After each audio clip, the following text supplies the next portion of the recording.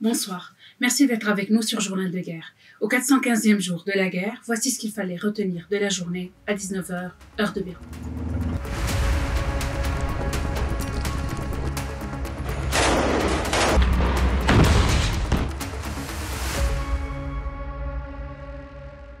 Les raids israéliens se sont poursuivis dimanche sur le territoire libanais. La banlieue sud de Beyrouth a été la cible d'une nouvelle vague de bombardements israéliens dimanche après-midi, suite à des appels à évacuation visant Hadas et Burj el-Barajneh. Deux frappes violentes ont notamment touché le quartier de Kafa'at.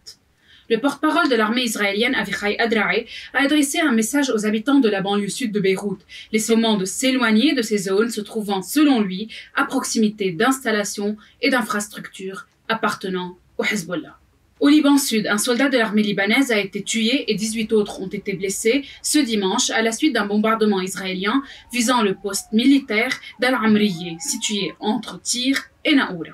L'aviation israélienne a également mené des raids sur plusieurs localités dans l'après-midi, notamment Nabatiye, Al-Kharayib, Kfar Tebnit, Arnoun et Bayada. Selon l'Agence nationale d'information, un char israélien positionné sur les hauteurs de Bayada a bombardé continuellement la localité ainsi que celle de Mansouri.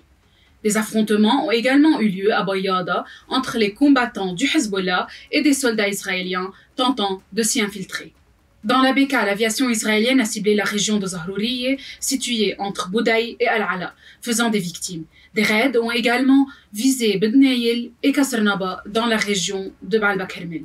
Selon les derniers chiffres du ministère de la Santé, 3 754 personnes ont été tuées et 15 626 ont été blessées au Liban depuis le début de la guerre. De son côté, le Hezbollah a revendiqué plusieurs attaques contre des positions israéliennes, notamment des rassemblements de l'armée dans le village libanais de Khiem, à Metoula, Ma'alot Tarshiha, Hadsor, Haglilit, Kiryat Shmouna et Manar.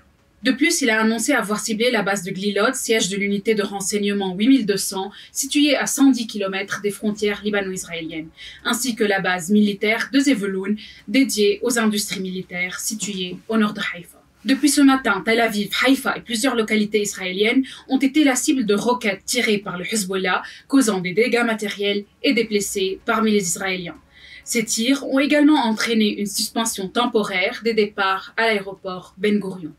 La chaîne israélienne 14 a rapporté que plus de 250 roquettes ont été tirées depuis le Liban en direction du nord d'Israël depuis samedi minuit.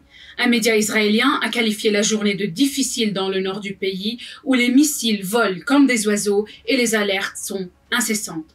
L'ancien ministre et membre du Knesset, Benny Gantz, a déclaré que le gouvernement libanais donne carte blanche au Hezbollah, ajoutant qu'il est temps d'agir fermement contre les infrastructures de la formation pro-iranienne. Le premier ministre israélien Benjamin Netanyahu tiendra quant à lui ce soir des consultations sécuritaires limitées pour discuter d'une possible résolution au Liban. Dans le même contexte, le vice-président de la Commission européenne, Joseph Borrell, en visite officielle au Liban, a souligné dimanche la nécessité de faire pression sur Israël et le Hezbollah pour qu'ils acceptent l'offre de cessez-le-feu proposée par les États-Unis.